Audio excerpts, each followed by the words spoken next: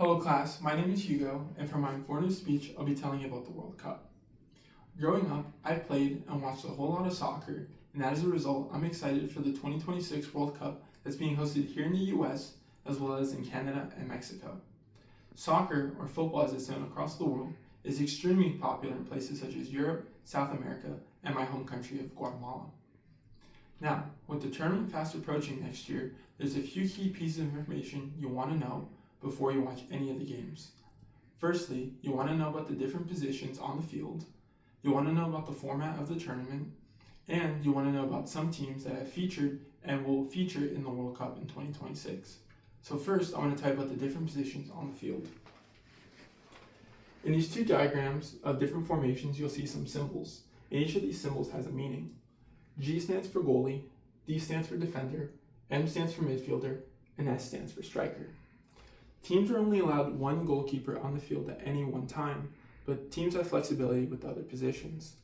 So teams will typically feature 3 to 5 defenders, 3 to 5 midfielders, and typically about 1 to 3 strikers.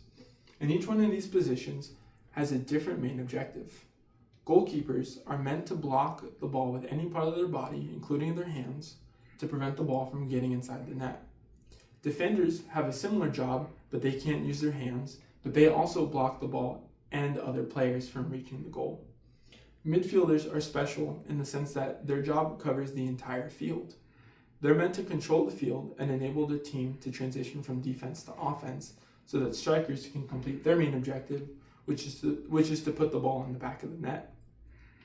Now that I've told you about the different positions on the field at the World Cup, I'll tell you about the format of the World Cup. The format of the World Cup differs from American sports.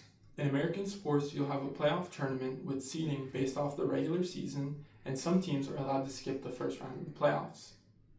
For example, in the NFL, teams play a single elimination phase, and the top seeded teams in their different segments skip the first round of the playoffs. In the NBA and MLB, teams play a best-of-7 series, and some teams, the top seeded teams in each conference, get to skip the first round of the playoffs. In contrast to the World Cup, where the format has just changed. So for example, at the old World Cup, you had 32 teams that competed in 8 groups of 4 teams, with the 2 best teams in each group moving on to the round of 16, and from then on, it's single elimination.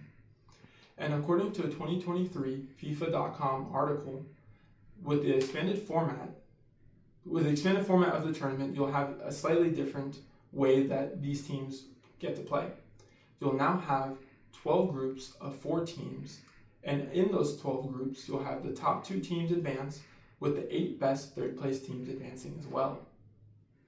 Now that we've gone over the format of the World Cup, I want to tell you about different countries at the World Cup. FIFA allows the host, or host countries in this case, to automatically qualify for the World Cup. And in a FIFA.com article called CONCACAF Nations at the World Cup, this article talks about how Mexico is featured at the World Cup 17 times, Canada 2 times, and the United States 11 times.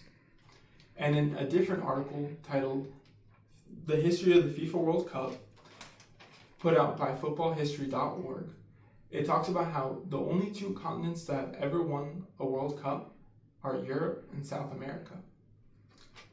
And this article also talks about the 5 most winningest countries in the history of the World Cup, which are Brazil, Argentina, Germany, Italy, and France.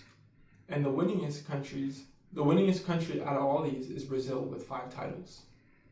In conclusion, it's important to brush up on these different facts before the 2026 World Cup so that you can know what's going on.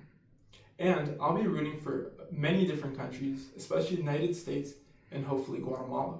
And please, prepare yourself to yell, "Goal!" many times along with the announcers with the amount of goals that I'll be expecting next year. Thank you. And here are my notes. And here's my audience, Carlos.